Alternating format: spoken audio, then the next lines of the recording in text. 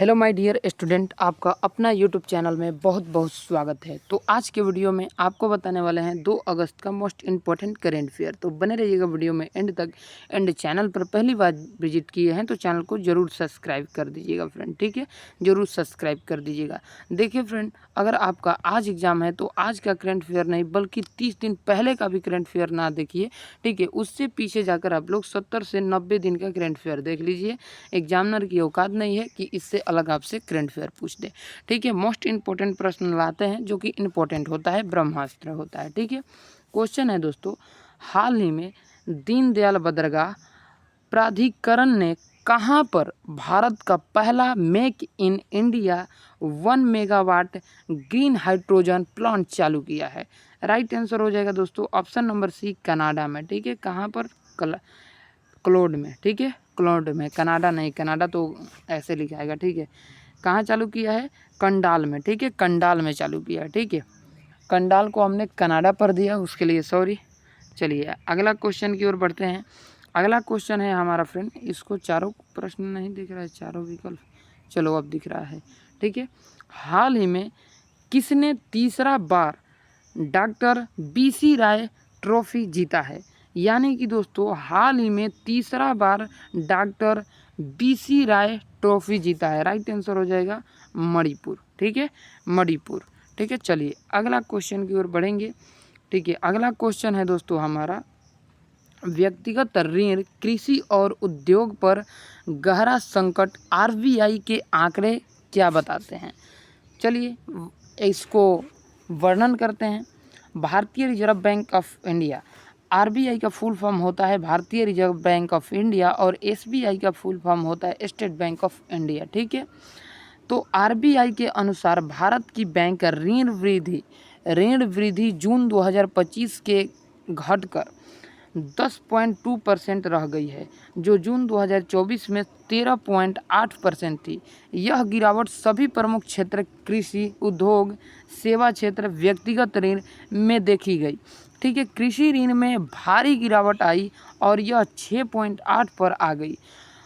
उद्योग क्षेत्र में यह 5.5% पर आ गई है। सेवा क्षेत्र में यह दोस्तों 9.6% आ गई है, और व्यक्तिगत ऋण वृद्धि धीमी होकर दोस्तों 14.7% पर आ गई है। यह दोस्तों मंदी, सतर्क उधारी, यानी कि मंदी, सतर्क उधारी, क्षेत्रीय चुनौती के बीच कमजोर ऋण मांग को दर्शाता है, ठीक है। चलिए इम्पोर्टेंट डे देख लेते हैं दोस्तों, अगस्त में कौन कौन से इम्पोर्टेंट डे मनाया जाता है। इम्पोर्टेंट डे में होता है दोस्तों पहला 1 अगस्त का।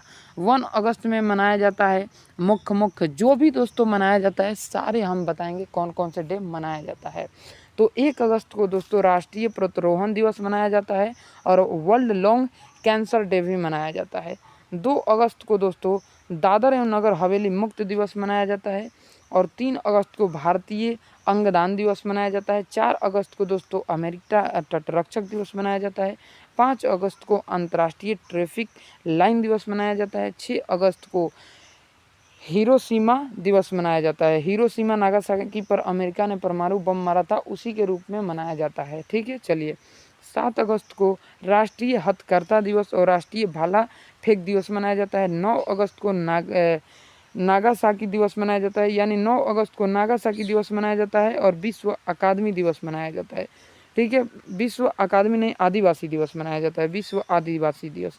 10 अगस्त को दोस्तों विश्व शेर दिवस और विच जैव ईंधन दिवस भी मनाया जाता है। 12 अगस्त को दोस्तों विश्व हाथी दिवस मनाया जाता है। 14 अगस्त को दोस्तों विभाजन विभीषिका स्मृति दिवस मनाया जाता है। 16 अगस्त को राष्ट्रीय स्वतंत्र श्रमिक दिवस मनाया जाता है। 17 अगस्त को इंडोनेशिया गेबन अफगानिस्तान स्वतंत्रता दिवस मनाया जाता है। 19 अगस्त को दोस्तों विश्व फोटोग्राफी दिवस मनाया जाता है, और विश्व सांस्कृतिक दिवस मनाया जाता है। 20 अगस्त को विश्व मच्छर दिवस और भारतीय अक्षय दिवस मनाया जाता है, और अक्षय ऊर्जा दिवस, भारतीय अक्षय ऊर्जा दिवस मनाया जाता है। सद्भावना दिवस भी मनाया जाता है, ठीक है। चलिए 23 अगस्त को दोस्तों राष्ट्रीय अंतरिक्ष दिवस भी मनाया जाता है, ठीक है।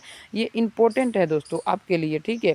और यहाँ पर 12 अगस्त को विश्व हाथी दिवस, और 23 अगस्त को राष्ट्रीय अंतरिक्ष दिवस, और 26 अगस्त को महिला समानता दिवस, महिला समानता दिवस। और 29 अगस्त को दोस्तों राष्ट्रीय खेल दिवस, तेलुगु भाषा दिवस भी मनाया जाता है।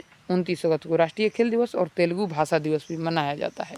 ठीक है, चलिए आगे बढ़ते हैं। अगला करंट अफेयर हमारा आ चुका है। अगला प्रश्न है दोस्तों, डबल ओलंपिक चैंपियन लॉर डालमायर, ठीक है, डालमायर, ठीक है, डालमायर, ठीक है, डबल ओलंपिक चैंपियन डालमायर की इलेक्ट्रिक, ठीक है, क्लाइंबिंग एक्सीडेंट मौत, ठीक है। तो खेल जगत इस समय शोक में डूबा हुआ है।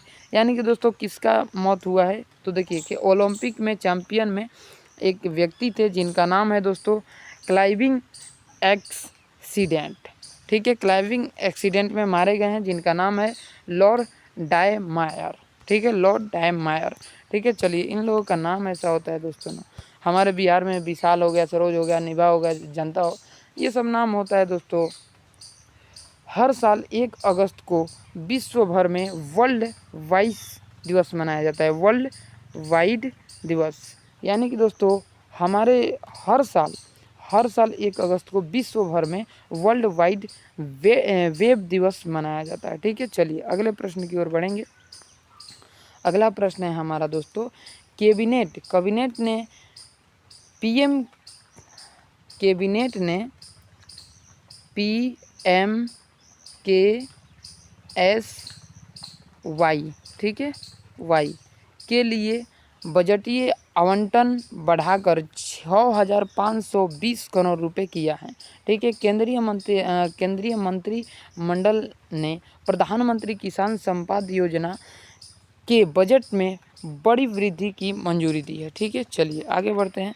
अगला है हमारा दोस्तों, पंजाब सरकार ने हेरिटेज खेलों में प्रतिबंध हटाया। यानी कि दोस्तों पंजाब में पहले इस खेल पर प्रतिबंध लगा था, जिसे हटा दिया गया है, जिस खेल का नाम है हेरिटेज। ठीक है, हेरिटेज, ठीक है, हेरिटेज। पंजाब सरकार ने हेरिटेज खेल पर से प्रतिबंध हटा दिया है। ठीक है, अगला प्रश्न है हमारा दोस्तों, जिसका संक्षिप्त जान लेते हैं। पंजाब सरकार ने पारंपरिक विरासती खेलों पर लगे लंबे समय प्रतिबंध को हटा दिया है। ठीक है, चलिए अब क्वेश्चन देखते हैं। क्वेश्चन है दोस्तों, हाल ही में किस राज्य सरकार ने हेरिटेज खेलों में प्रतिबंध हटाया? तो पंजाब। ठीक है, जिसका अभी ऊपर हमने देखा। ठीक है, अगला प्रश्न है दोस्तों, शशि भूषण सिंह बने दिल्ली पुलिस के नए चीफ। यानी कि शशि भूषण दिल्ली के नए चीफ बने हैं। ठीक है, राष्ट्रीय राजधानी, ठीक है, राष्ट्रीय राजधानी के लिए एक बड़ी उपलब्धि के रूप में वरिष्ठ IPS अधिकारी शशि भूषण कुमार बने हैं। ठीक है, चलिए अगले क्वेश्चन की ओर बढ़ते हैं दोस्तों। अगला क्वेश्चन है हमारा, ठीक है, प्रसिद्ध अर्थशास्त्री और लेखक मेघनाद देसाई का निधन हो गया, जो कि 85 वर्ष की आयु में। ठीक है, अर्थशास्त्र और साहित्य जगत भारत में जन्मे प्रख्यात ब्रिटिश अर्थशास्त्री, लेखक और सहकर्मी लॉर्ड मेघनाई का निधन हो चुका है। ठीक है, जो कि आपको ये देख रहा है। अगला प्रश्न है हमारा हाई कोर्ट से। ठीक है, तेलंगाना हाई कोर्ट में 4 वकील बने हैं। ठीक है, 4 वकील बने गए जज। ठीक है, तेलंगाना का हाई कोर्ट ये है इमेज में। ठीक है, तेलंगाना हाई कोर्ट में 4 जज नियुक्त हुए हैं। ठीक है, चलिए इनको जान लेते हैं आगे। तेलंगाना उच्च न्यायालय में 31 जुलाई 2025 को एक महत्वपूर्ण घटनाक्रम हुई, जब 4 नए अतिरिक्त न्यायाधीश थे वहाँ पे। ठीक है, आगे बढ़ते हैं। अगला क्वेश्चन, अनुभवी अभिनेता KP, ठीक है, KPAC राजेंद्रन का 74 वर्ष में निधन हो गया। ठीक है, जो आप लोग ये देख रहे हैं KPAC उनका नाम था। चलिए विकल्प के तौर पे देखते हैं, हाल ही में KPAC राजेंद्रन का निधन हुआ वो कौन थे? तो एक अभिनेता थे। आगे बढ़ते हैं, इनके बारे में कुछ जान लेते हैं। ठीक है, पढ़ लीजिएगा आप लोग यहाँ पर। आगे बढ़ते हैं। अगला है, हाल ही में वर्ल्ड लैंग कैंसर डे कब मनाया गया? 1 अगस्त को मनाया गया, जो कि ऊपर आपको बता दिए हैं। अगला है दोस्तों, हाल ही में चर्चा में रहा देवहरिढ़ी वन जीव अभयारण्य किस राज्य में स्थित है? तो ये उड़ीसा में स्थित है। नाम है देवरीगढ़।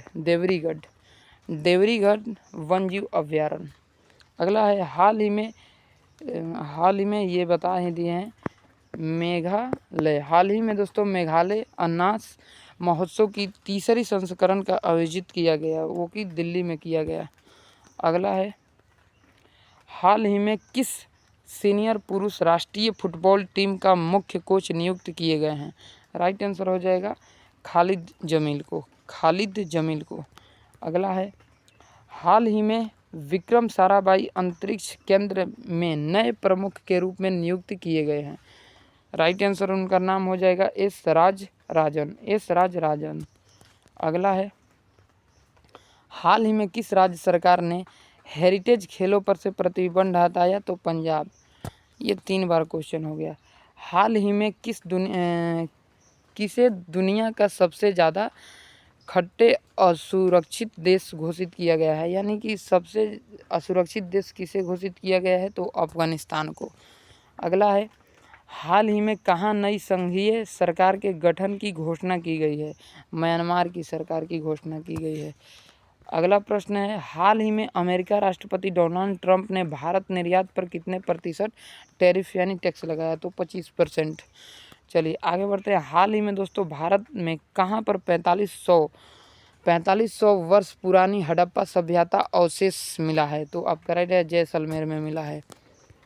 अगला है हाल ही में किस राष्ट्रीय उद्यान ने भारत की पहली चार बाघ पक्षी जनगणना आयोजित किया गया है? तो ये राइट आंसर हो जाएगा काजीरंगा राष्ट्रीय पार्क या नेशनल पार्क। अगला है हाल ही में किस राज्य सरकार ने गाय के गोबर से कपड़ा और बायोप्लास्टिक बनाने की पहल शुरू की है? तो यूपी यानी उत्तर प्रदेश। अगला है जिसमें क्वेश्चन अभी ऐड नहीं हुआ है, ये कल मिलेगा।